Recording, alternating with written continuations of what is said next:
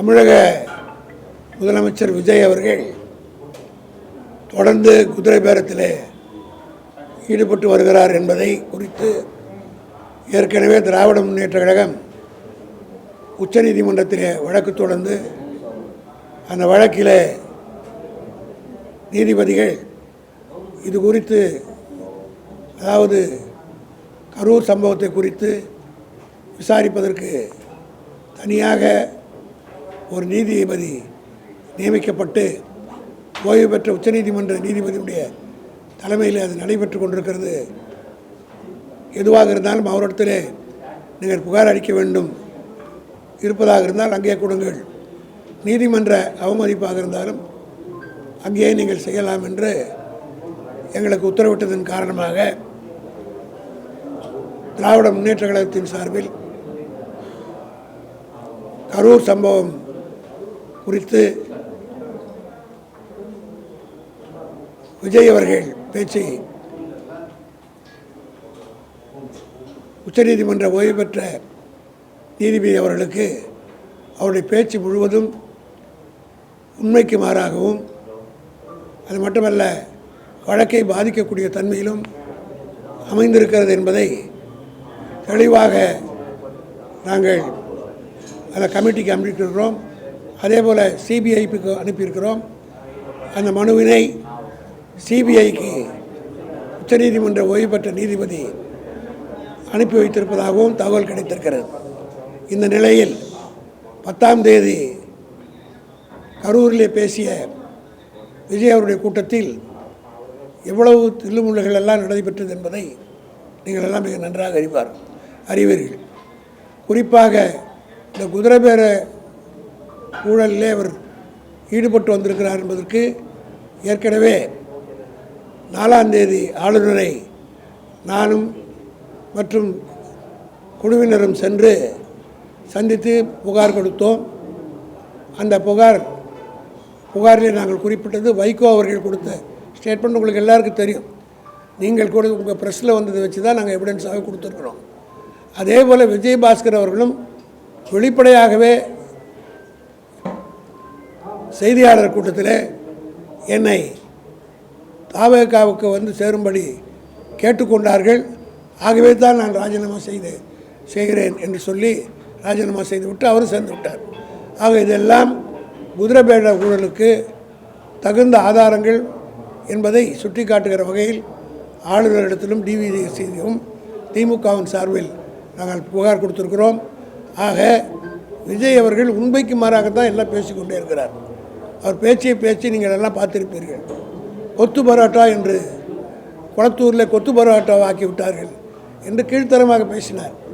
இன்றைக்கு எடப்பாடி மிக தெளிவாக பதில் சொல்லியிருக்கிறார்.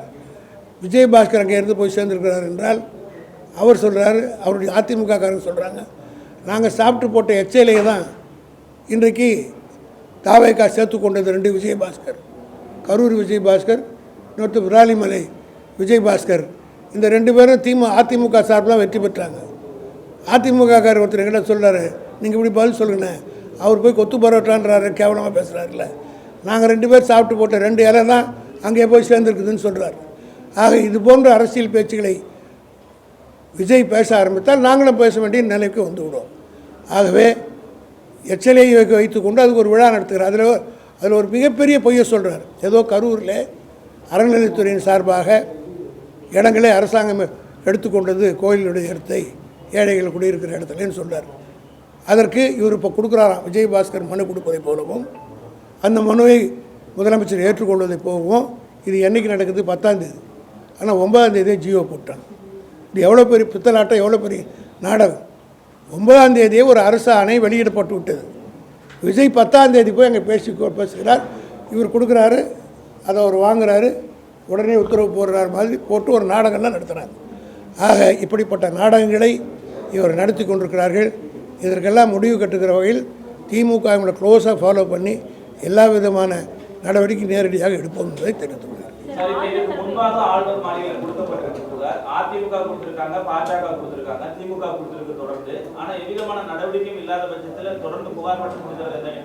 இதற்கு பிறகு உரிய நடவடிக்கை அவர்கள் எடுக்கலைன்னா நீதிமன்றத்தை நாடுவதற்கு வழிவகுப்புக்காக தான் கொடுக்கும். அவர்கள் எடுக்கிறாரா இல்லையான்னு தெரியும். கவர்னர் யூஸ்வலாக அவங்களுக்கெல்லாம் தெரியும்.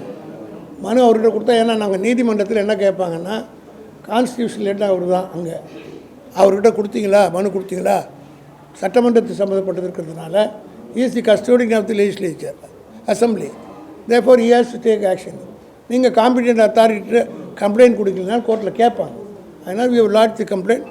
உரிய நடவடிக்கை எடுக்கவில்லை என்றால் சட்ட ரீதியான நடவடிக்கை எடுக்கிறது தான் இதெல்லாம். டிவிஎஸ்க்கு புகார் கொடுக்குறது இப்போ தான் ஆச்சு, 4 நாள் தானே ஆச்சு. அவருக்கும் கவர்னருக்கும் டைம் கொடுக்கணும்ல, அவரும் கன்சல்ட் பண்ணி நடவடிக்கை எடுக்கிறதில்ல. ஒரு சஃபிஷியன்ட் டைம், ரீசனபிள் டைம் அவர் கொடுத்து அந்த ரீசனபிள் டைமுக்குள்ளே அவர் ஆக்ஷன் எடுக்கிறதுனா லீகல் ஆக்ஷன் எடுப்போம். லீகல் ப்ரொசீஜர் எடுக்கிறதுக்கு தான் இதெல்லாம் செய்கிறோம். வேறு ஒன்றும் இல்லை.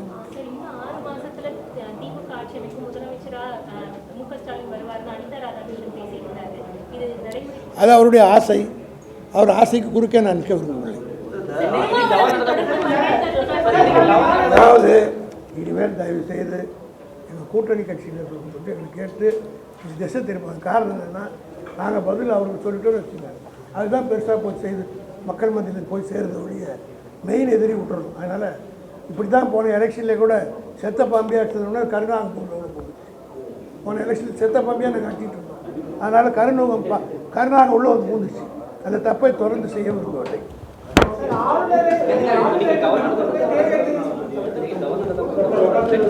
கவர்னர் இல்லை, கவர்னர் செக்ரட்டரி திமுக சட்டத்துறை சார்ந்த மருது கணேசன் அவர்களும் கவி கணேசன்